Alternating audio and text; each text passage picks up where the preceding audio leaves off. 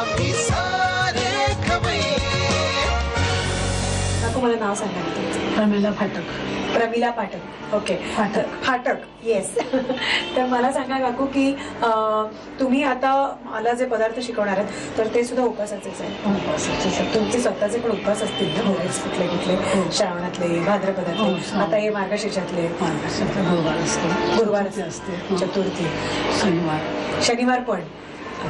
पण मला वाटतं काकूंचे उपास तसे बऱ्यापैकी म्हणजे उपास असतील ना, आमच्यासारखे नसते. आता कमी केलेलं मी आता. अच्छा, पण आता तुमचं एकतर खाणंच कमी असतं, त्यामुळे उपास अजून ऍडिशनल करायची काही गरज नाही. आणि केला तरी असा खाऊन पिऊन करायचा, त्याशिवाय खवय्येगिरी कशी होणार आपली? तर ही जी तयारी केलेली आहे उपासाच्या खवय्येगिरीची, तर ही कसली आहे? काय पदार्थ आहे हा?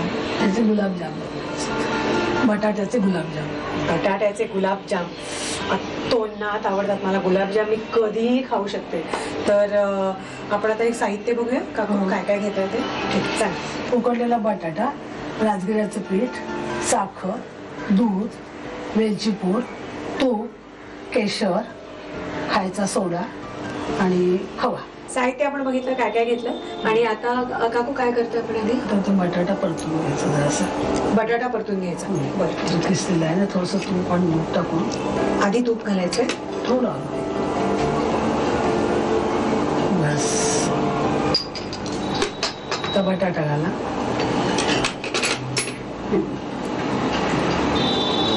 आपण उकडून किसून घेतलाय. उकडून किसून घेतलेला आहे.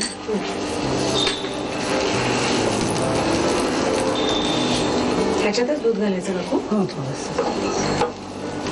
किती घालायचं मला सांगा. थोडं 2 चमचे. पण मग आपण हे का घालतोय दूध? ह्याच्यात मऊसर व्हायला अजून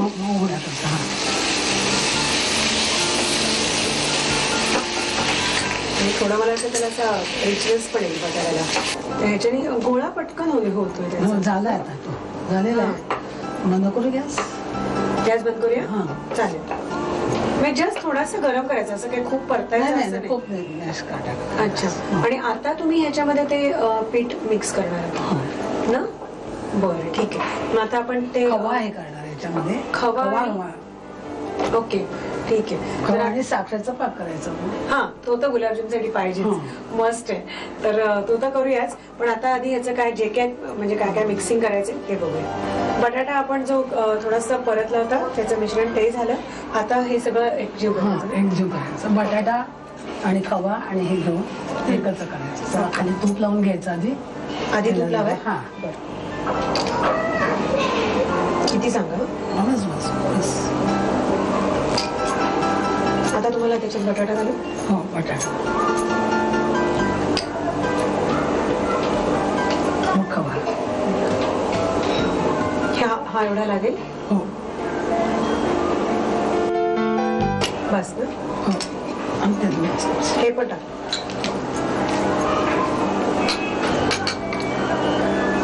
हे कसलं पीठ म्हणाल तुम्ही? शिंगाड्याचं पीठ. ते थोडंसं बांधण्यापुरतं ना? हो. आणि सोडा कधी घालायचा का? आता घालायचा. आता मळताना असं चिमूटभर ना? हो. नाहीतर गुलाबजाम सगळे फसफसतील, त्यामुळे जपून घालायचं. पुरेल ना? हा, पुरेपूर. पटकन होणार आहे, म्हणजे काय टेन्शन नाहीये. आणि मला सांगा काकू, तुम्ही खवा जो घेतला होता तर तो तुम्ही किसून घेतला होता का मळून घेतला? कसं? किसून घेतला होता. अच्छा.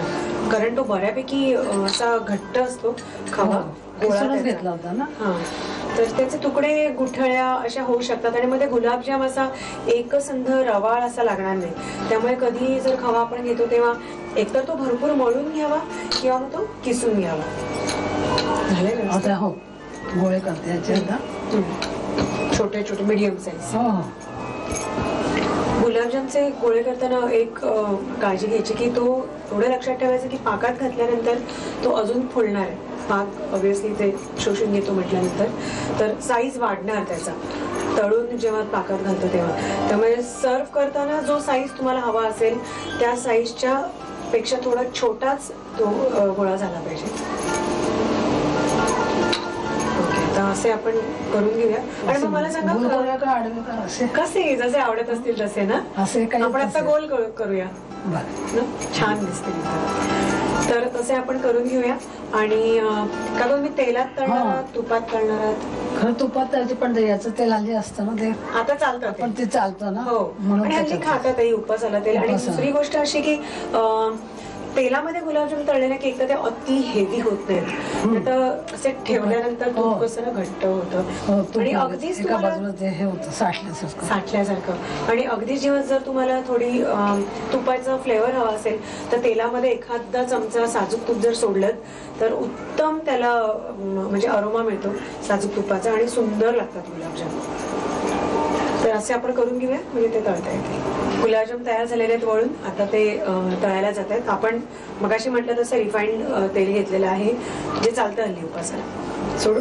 हो मंद आचेवरती तळायला लागतील हो, ना? मंद आचेवर तळायचं. कारण जर तुम्ही मोठ्या आचेवरती तळले तर ते हा, करपतील ना हा आणि आतून कच्चे राहतात, कच्चे राहतील. असं गुठळी गुठळी राहते आतून. तर गुलाबजाम करताना नेहमी काळजी घ्यायची की थोडस मंद आच ठेवायची. ते चांगले करून घेऊया. घालते सगळे.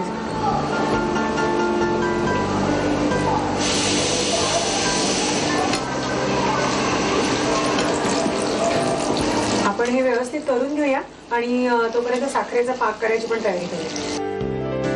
साखरेचा पाक करतोय आपण आणि आधी आता साखर घेऊ. साखर सगळी घालून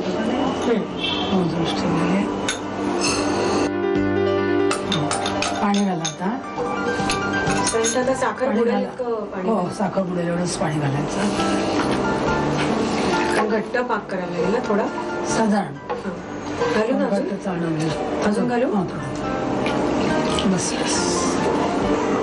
पाक तसा पटकन होतो आणि जर तुम्ही अशा पसरट भांड्यामध्ये घेतलात तर अजून फास्ट होतो. तर पाक तर करून घेऊया. आणि त्याच्यामध्ये पाक करताना आपण हे घालायचं ना दोन्ही केशर आणि थोडं पाक झाला ना हा की मग केशर आणि ते वेलचीची पूड घालायची. वेलचीची पूड. ठीक आहे. मला सांगा काकू की पाक होतोय तोपर्यंत की तुम्ही मूळचे कुठले आहात? मूळचेच तुम्ही वसईचे आहात? नाही मग कुठे राहायचं आधी? आम्ही तिकडे कर्नाटकात. कर्नाटकात? कुठे कर्नाटकामध्ये? काय कुठलं गाव? रामदुर्ग म्हणून आहे, बेळगाव जिल्हा. बेळगावात. बेळगाव जिल्हा. पण मग अजून तुमचं घर आणि वगैरे माझं माहेर इकडे सोलापूरला. अच्छा. पण मग तुम्हाला येतात सोलापुरी भाषा येते किंवा बेळगावी सोलापूरला भाषा? आहे का? नाही, कानडी नाही येत मला. कानडी नाही येत. पण मग तो एरवीच्या म्हणजे मला नेहमीची अशी क्युरिओसिटी असते. क्युरिओसिटी काय असं होतच की तुम्ही म्हणजे तुम्ही जरी कानडी भाषिक नसलात किंवा तुम्ही गुजराती जरी नसलात तरी तुमच्या मराठीला त्या स्थानिक भाषेचा थोडाफार गंध लागतोच. तर तुमच्या भाषेत असं अजिबातच नाहीये. तुमच्या मराठीमध्ये पण आम्ही तिथं राहिलेलंच नाही ना. पण माहेरी पण नाही.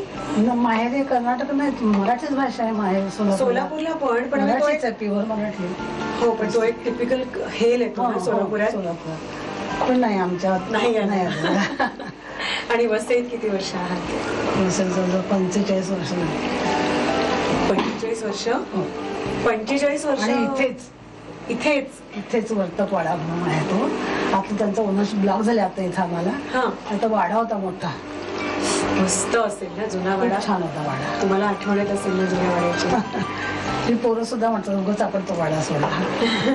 कारण ती गंमतच वेगळी. पाक झालाय. पाक झाला ना? ओके. गॅस बंद करू का बारीक राहू? बंदच करा. बंद करू. हो, झालं. ठीक आहे. तर आता त्याच्यामध्ये हे घालायचं ना? मला सांगा ह्याच्यात फक्त वेलची पावडर आहे का जायफळ पण आहे? नाही, वेलची पावडर आहे फक्त. फक्त वेलची पावडर एवढी घालू लागेल ना? हो. गुलाबजामला त्याचा सुगंध नाही लागला तर काय मजा. आणि केशर मला असं वाटतं की ते चमच्याने नको, ते मी हाताने घालते. हो, कारण एकदम बरंच पडेल. हा, बरंच पडेल आणि एकाच जागी पडेल. त्याच्याऐवजी आपण असं पसरून घालू शकतो. तर रंग वगैरे असे आम्ही वापरत नाही. आम्ही असं छान प्युअर केशर वापरतोय. पाक झालेला आहे, गुलाबजाम तळून झालेले आहेत. आता ते गुलाबजाम आम्ही साखरेच्या पाकामध्ये घालतो. त्याची तयारी. दोन्ही गोष्टी तयार आहेत. साखरेचा पाक तयार आहे चांगला असा केशरयुक्त, वेलचीयुक्त, आणि गुलाबजाम पण आलेले आहेत तळून. तर आता घालायचं चमच्याने घालून. आणि ते चांगले मुरतील आतमध्ये आणि पण थोडा वेळ लागेल. ते काय लगेचच नाही मुरणार आहेत. ते घालून ठेवतो आम्ही 15-20 मिनिटं. हो ओके. पण मला सांगा काकू, ह्याला मुरायला तर वेळ लागणार आहे ना? एक 15-20 मिनिटं तरी 15 मिनिटं तरी पाहिजे. ठीक आहे. तर साहित्य आणि कृती घ्या तुम्ही लिहून पटकन, कारण तोपर्यंत ते चांगले मुरायला पाहिजे. बटाट्याचे गुलाबजाम बनवण्यासाठी लागणारं साहित्य: उकडलेला बटाटा, राजगिरा पीठ, साखर, दूध, वेलची पूड, तूप, केशर, खायचा सोडा आणि खवा. कृती: प्रथम पॅन मध्ये तूप गरम करून त्यामध्ये उकडलेला बटाटा आणि दूध घालून मिश्रण परतून घ्यावं.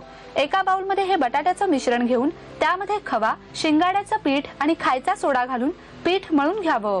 तयार पिठाचे गोळे करून ते मंद आचेवर तळून घ्यावेत. साखर, पाणी, वेलची पूड आणि केशर हे मिश्रण उकळवून घट्ट पाक तयार करावा आणि गुलाबजाम ह्या पाकामध्ये सोडावेत.